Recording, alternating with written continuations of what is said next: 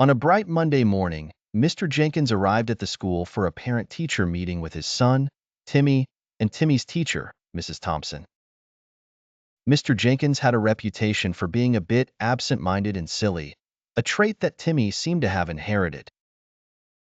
Mrs. Thompson invited them to sit down in her cozy classroom adorned with colorful drawings and motivational posters. "Hello, Mr. Jenkins. Thank you for coming. I wanted to talk about Timmy's progress," Mrs. Thompson began. "Oh, absolutely, Mrs. Thompson. Timmy's been working extra hard on his spelling. Just yesterday, he spelt vacuum, V-A-Q-U-M," said Mr. Jenkins proudly. Timmy nodded enthusiastically. "Yeah, Dad helped me. We couldn't find the right letters, so we just guessed." Mrs. Thompson smiled kindly, trying to hide her amusement. "Timmy has a lot of enthusiasm, which is wonderful, but sometimes his sentences become a little creative."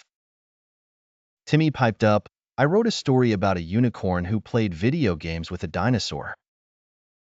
Mr. Jenkins chuckled, "Yes, and then they saved the world from evil pancakes, right?" Mrs. Thompson laughed softly. "That sounds very imaginative, Timmy. Imagination is a good thing, but we also have to work on our grammar and punctuation." Mr. Jenkins looked puzzled.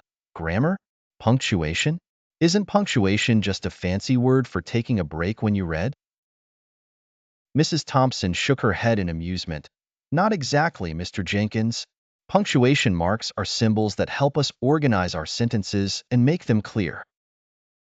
Timmy scratched his head.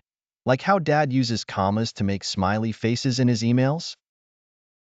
Mr. Jenkins grinned. "Yup, like this. Smiley face, see?" Mrs. Thompson bit her lip to keep from laughing. "Almost, Timmy. But it's a bit more complex than that. We'll work on it together, okay?" Timmy nodded eagerly. "Okay. And I promise to spell vacuum correctly next time." Mr. Jenkins gave a thumbs up. "That's my boy. With spell check on our side, we'll be unstoppable."